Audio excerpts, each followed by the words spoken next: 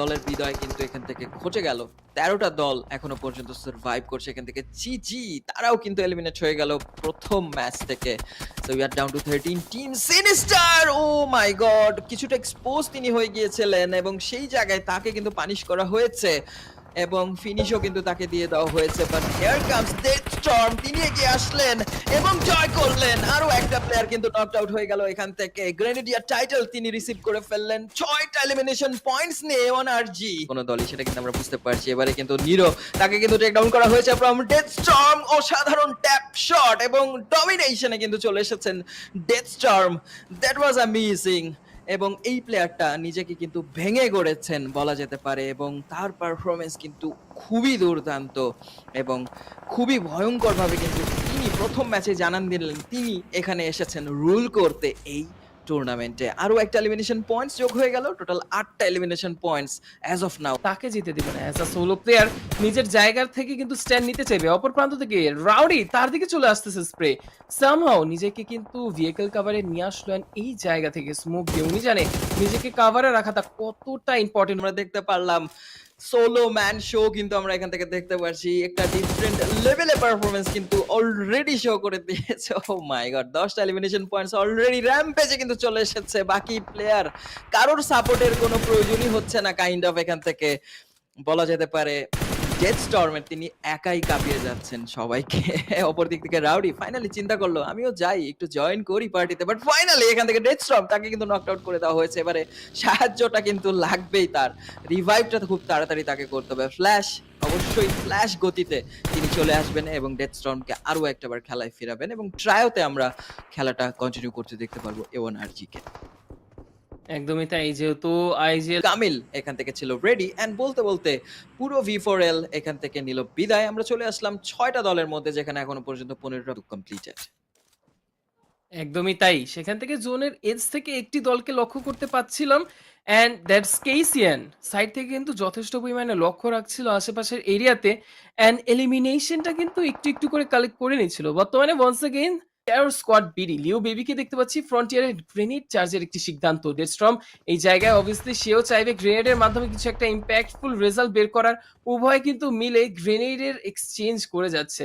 But ব্যাকফিল্ড থেকে যে rowdy তার অ্যাঙ্গেলটা কিন্তু চলে আসতে পারে। লিও বেবি সামহাউ আজ করতে পেরে কিন্তু ব্যাকফিল্ডে তার কাভারে চলে এসেছে অ্যান্ড সেই জায়গা থেকে দুটো দলকে কিন্তু উনি দেখতে পারছে।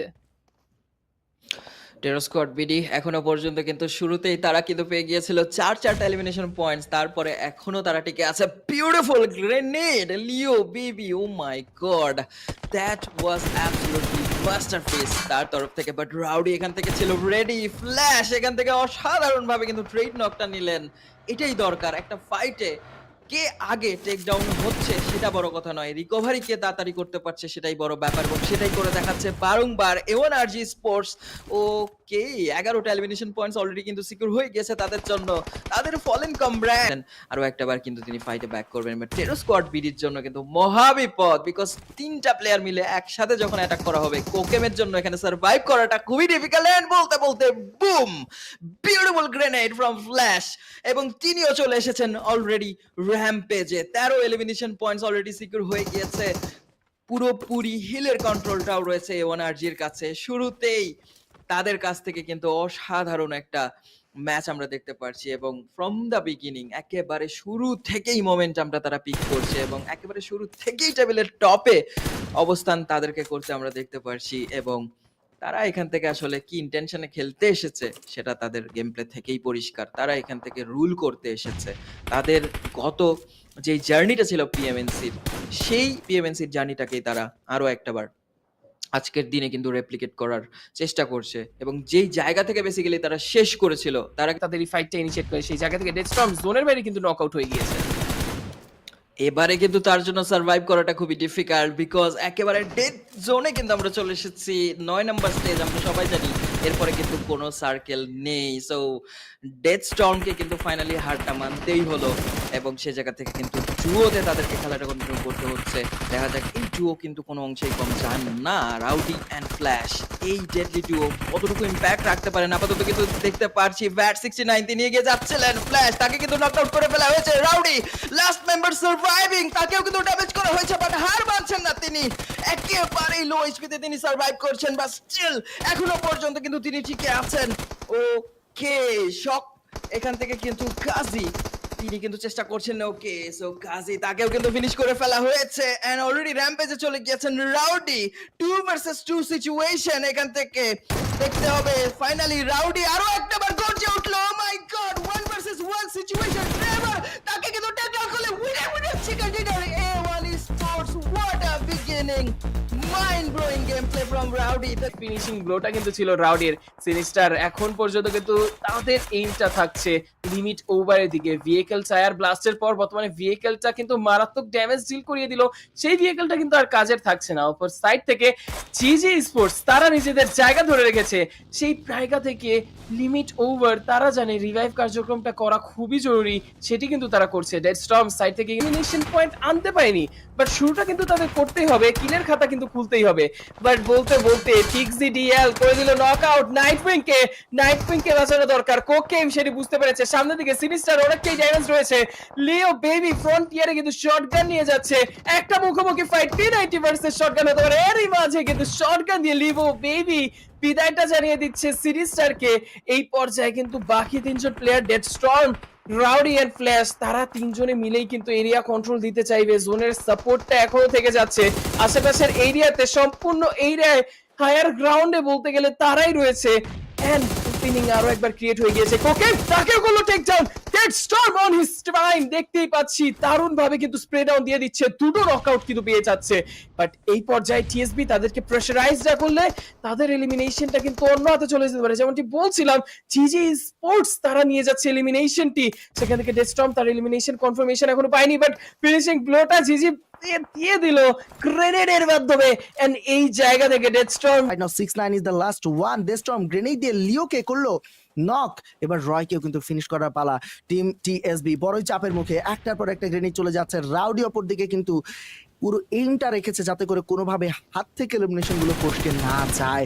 রাইট নাও স্টর্ম ডিএল এর উপরে পুরো কড়া নজর রেখেছে রাউডি, এন্ড ফ্ল্যাশ গ্রেনেড দিয়ে রয়কে নক করে ফেললো। আবারও রয়, তাদের উপরে কিন্তু আসছে চাপ, কিন্তু 6-9 রয়্যাল এলিমিনেশনটা স্টিল করলো এবং 6-9 এলিমিনেশন ঘটলো ম্যাড রক্সের হাতে। গ্রেনেড এলিমিনেশন চলে আসছে ডেড স্টর্মের কাছে। ফ্ল্যাশ গ্রেনেড দিয়ে লিওকে করলো নক, এন্ড ফিনিশটা কিন্তু চলে আসবে নাইটউইং, তাকে এখন সোলোতে দেখা যাচ্ছে। খুব চাপের মুখে রয়েছে নাইটউইং। স্টর্ম জোজো তিনি হলেন নক ডেড স্টর্মের কাছে। ডেড স্টর্ম সে তার পজিশনটাকে এতটা সুন্দরভাবে মিনিমালিস্টিক ওয়েতে ইউটিলাইজ করছে যে শেষ পর্যন্ত এলিমিনেশন নিতে নিতে সে নিজেও এলিমিনেট হয়ে গেল। টিএসবির নাইটউইং সে এলিমিনেশন নিয়ে জোনের বাইরে তার এলিমিনেশনটা কিন্তু ঘটে গিয়েছে।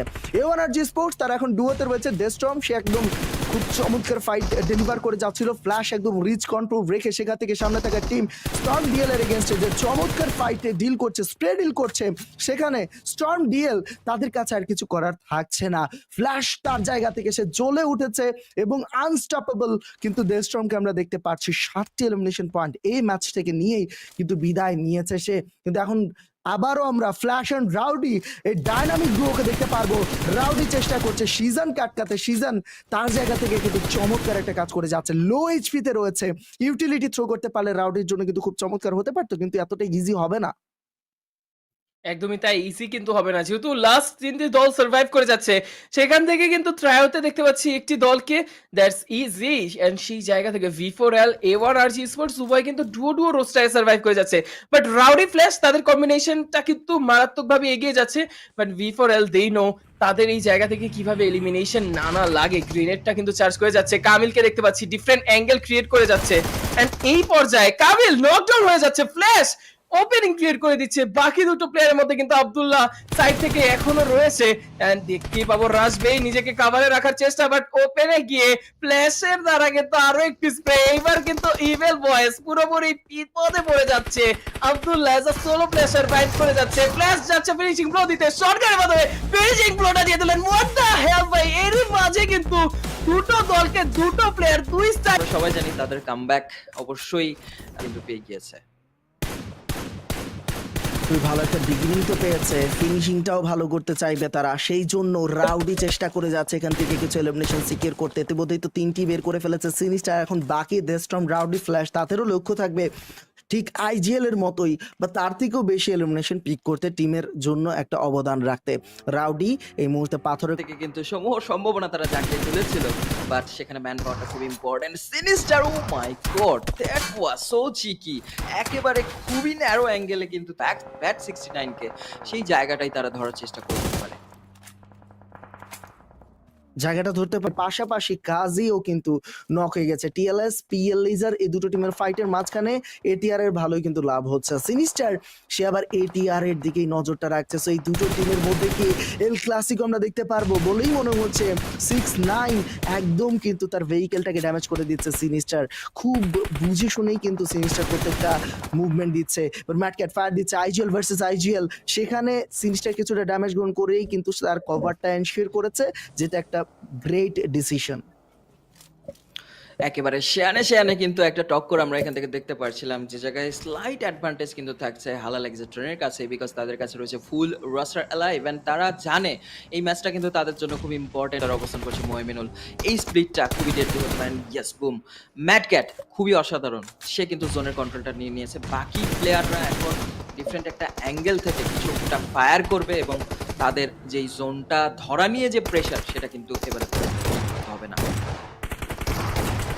একদমই এটিআর কে জোন প্রেসারটা তো ফিল করতে হবে না। এওয়ানআরজি স্পোর্টস ফ্ল্যাশ সঙ্গে টিএল হালাল এটিআর খুবই ক্লোজে রয়েছে, বাট ওয়ান্স अगेन এওয়ারজি স্পোর্টস তাদের সঙ্গে ফাইটটা হয়ে যাচ্ছে। ডেথ স্টর্ম সামনে দিয়ে প্লেয়ার স্পট ডাউন করে ফেলো, রাইট হ্যান্ড থেকে কিন্তু তার টিমমেট কভারের জন্য রয়েছে। বাট এইখান থেকে টিএসবি লিও বেবি যেভাবে একটি অ্যাঙ্গেল ক্রিয়েট করে রেখেছে, সাইড থেকে যে কোনো মোমেন্টেই কিন্তু চলে আসতে পারে স্প্রে। এন্ড এই পর্যায়ে কোকেম সামনে থেকে গ্রেনেড চার্জের প্রচেষ্টা, সিনিস্টার একটি গ্রেনেড চার্জ করে বল ব্যাক কিন্তু দিয়ে দিল। কোন রকম ভাবে নিজেদেরকে গ্রেডের হাত থেকে কিন্তু সিকিউর করতে চাইবে উভয় দল। এখন টিএসবি তাদের কাছে কিন্তু একটা এলিমিনেশনের প্রেসার থেকেই যাচ্ছে, জায়গা ধরে রাখতে চাইলে সার্ভাইভ করে যেতে হবে, কিছু পয়েন্ট নিয়ে রাখতে হবে যেন অন্য দল পয়েন্ট নিলেও তারা যেন সামাল দিতে পারে। সাইড থেকে নাইট উইং নকডাউন করে দিল এওয়ানআরজি সিনিস্টারকে। এন্ড এই পর্যায়ে কোকেইন কলটা কিন্তু পেয়ে যাচ্ছে, ব্যাকফিল্ড থেকে সিজে বয় কভার দেওয়ার চেষ্টা দেখতে পাচ্ছি। রাউডি মিনি 14 নিয়ে কিন্তু তৈরি রয়েছেন, এই জায়গা থেকে কিন্তু কোনোভাবে টিএসবি কে আটকে দেওয়ার চেষ্টা করতেই হবে। সিজে বয় অন দ্য রেস্কিউ সামনে দিকে, ইতোমধ্যে এওয়ানআরজি সিনিস্টার তাকে দেখতে পাচ্ছি হিল আপ কিন্তু হয়ে গেছে, সামনে দিকে নকআউট দিল Leo baby, once again run over দিয়ে কিন্তু নকআউট করে দিল। এন্ড এরই মাঝে নাইট উইং টেড স্টর্মকে কিন্তু টেক ডাউন করলো, লিও বেবি কনফার্মেশনে কিন্তু রূপান্তর করে দিয়েছে। সিজে বয় এবারে কিন্তু তাকে কান্ডারি হতে হবে। নিউ ইনক্লুডেড মেম্বার এগিয়ে যাচ্ছিল, বাট নাইট উইং এর কাছে ছিল স্লাইড অ্যাডভান্টেজ, তার কাছে ছিল একটা রিচ এবং সেটা কাজে লাগিয়ে দুর্দান্ত একটা নক করে দিলেন। But clutch master Rowdy still he is surviving. So দেখা যাক শেষ পর্যন্ত তিনি সামহাও নিজের দলকে বাঁচিয়ে রাখতে এখান থেকে সম্ভব হয় কিনা। অলরেডি কিন্তু শুরু করে দিয়েছেন তিনি অ্যাটাক করা। নাইট উইং তাকে কিন্তু নক আউট করে ফেলা হয়েছে। রাউডি নিজেকে হিল আপ করে ফেলতে পারলে তিনি একটা মহাবিপদ হয়ে কিন্তু আবির্ভূত হতে পারেন টেরর স্কোয়াড বিডির উপরে, বিকজ একমাত্র প্লেয়ার হিসেবে কিন্তু তাদেরও প্লেয়ার রয়েছে লাইভ। দেখা যাক শেষ পর্যন্ত রাউডি ক্লাচটা করতে পারেন কিনা, আরো একটাবার নিজের নামটাকে সমৃদ্ধ এখান থেকে করতে তিনি পারেন কিনা, because he is clutch master. অনেকটা বার এইরকম সিচুয়েশন তাকে আমরা ফেস করতে দেখতে পেরেছি, প্রতিটা বারই কিন্তু তিনি দুর্দান্ত ভাবে সবগুলো অবস্ট্রাকল মোকাবেলা তিনি করে সার্ভাইভ করে গিয়েছেন। দেখা যাক সুন্দর ভাবে তিনি কিন্তু গ্রাউন্ড কভার করছেন, পুরোপুরি এনিমির ব্যাক লাইনে তিনি যাওয়ার চেষ্টা করছেন। আর অলরেডি আরো একটাবার রাউডি, ও মাই গড, টিমকে নক করলো, ফায়ার দিয়ে যাচ্ছে 90 ডিগ্রি, বাট উপর থেকে কিন্তু সিনিস্টার নক হয়ে যাবে 90 ডিগ্রির হাতে। ভেহিকেল নিয়ে এবার কিন্তু মুভ করে যাচ্ছে 90 ডিগ্রি, টিমমেট আসলো, ভেহিকেলে উঠে পড়লো ম্যাট ক্যাট। তাদের ফ্লেক্সিবিলিটিটাই কিন্তু ছিল চমৎকার। এওয়ানআরজি স্পোর্টস ভার্সেস হালাল এক্সিট্রনের মধ্যে হচ্ছে এল ক্লাসিকো, যেখানে থেকে এওয়ানআরজি স্পোর্টস কিছুটা বিপদেই রয়েছে, একজন প্লেয়ারকে হারিয়েছে। শুধু এওয়ানআরজি স্পোর্টস যে বিপদে আছে তেমনটা না, এটি আরো বিপদে আছে, তাদের একজন প্লেয়ার ফিনিশ। 90 ডিগ্রি হলো নক, ম্যাট ক্যাট হলো knock, 6-9 he is the last one. Position disadvantage এটি আর এখন হারে টের পাচ্ছে। 6-9 এর উপর পুশ চলে আসছে, দুদিক থেকে চেপে ধরা হবে তাকে। ভেহিকেল নিয়ে পুশ আসলো রাউডি, ফাইনালি তারা কিন্তু ফাইটটাকে উইন করে ফেললেন এবং ফাইনাল ব্লোটা এসেছে ডেস্টর্মের কাছে থেকে ডিবিএস এর মাধ্যমে। ইনক্রেডিবল, অসাধারণ ওপেনিংটা কিন্তু পেয়ে গিয়েছিল এখান থেকে হালাল এক্সাট্রন, বাট শেষটা কিন্তু করলো এখান থেকে ডেথ স্টর্ম। তার এখান থেকে অসাধারণ একটা গেম প্লে আমরা দেখতে পেলাম, আরও একটা আবার 2টা এলিমিনেশন পয়েন্টস কিন্তু অলরেডি সিকিউর হয়ে গেছে তার জন্য। অ্যান্ড এই টুর্নামেন্টে ডেথ স্টর্ম আসলে প্রত্যেকটা দলের জন্যই অনেক বড় একটা হুমকি, সেটা কিন্তু বোঝাই। যাক, জর্জন রেবেল শোয়েওকে নক করে দিয়েছে। এই মুহূর্তে ফ্রগম্যান তার এলিমিনেশন দখলে চলে আসে, যেটা ভাই কাউন্ট করে আপনাদেরকে বলেই দিয়েছে। ভাইভা ফর লেজেন্ডস তাদের রাশবে হলো নক, ডেথ স্টর্ম চমৎকার একটা নক কিন্তু বের করলেও এবং শুটারকে দ্বিতীয়বারের মতো নকটা কিন্তু করে দিতেই পারে সেই গ্রেনেড। আর একটা গ্রেনেড কুক করছে, ইমর্টালের দিকে চলে যেতে পারে সেই গ্রেনেড, এবং ডেথ স্টর্মের দিকেও কিন্তু গ্রেনেড এসেছিল ইমর্টালের। শুটার গ্রেনেডে হলো নক, ইমর্টালও হলো নক, এক গ্রেনেডে দুটো প্লেয়ার নক হয়েছে। এবার স্প্রের উপরে স্প্রে দিয়ে যাচ্ছে রাউডি। রাউডি অসাধারণ কিছু স্প্রে তিনি দিচ্ছিলেন, বাট ডেথ স্টর্ম এবারে কিন্তু তিনি গ্রেনেড করবেন এবং তার গ্রেনেড যে কানেক্ট করবে সেটা বলাই যেতে পারেন। বুম, আরো একটা স্কোয়াড এলিমিনেশন, 7 এলিমিনেশন। ডেথ স্টর্মের দিকে কিন্তু ফায়ার দিয়ে রেবেল তার অবস্থানটাকে পরিবর্তন করে নিয়েছে। Right now rich versus rich fight, সেখানে জর্জনের প্লেয়াররা মুভ করতে বাধ্য হচ্ছে, নিজেদের জন্য একটা সুইটেবল প্লেস কিন্তু মেক শিওর করছে জর্জন এবং A1 RG স্পোর্টস। তারা তাদের যে কনফিডেন্সটা রয়েছে সেটা শো অফ করছে সামনে থাকা টিমসের এগেইনস্টে। অবশ্যই আরো একটাবার ট্রাউতে কিন্তু খেলায় ব্যাক করছে তারা। এবারে কিন্তু ব্যাক লাইন থেকে অ্যাটাক আসলো ভ্যাট 69 এর রেবেল, তাকে কিন্তু পুরোপুরি ফিনিশ করে ফেলা হয়েছে। সো এক্সজেডআই তিনি সামনে দিকে এগিয়ে যাওয়ার চেষ্টা করছিলেন, সার্কেল এখনো পর্যন্ত কিন্তু ফেভারে তাদের নেই। ডেথ স্টর্ম আরো একটাবার তিনি স্প্রে কন্টিনিউ করছিলেন এবং কানেকশন মেক করলো, সেটা আরো একটা এলিমিনেশন পয়েন্টস হয়তো সিকিউর হয়ে যাবে। এন্ড জর্জন they are also taken down. Oh my god, so that's it.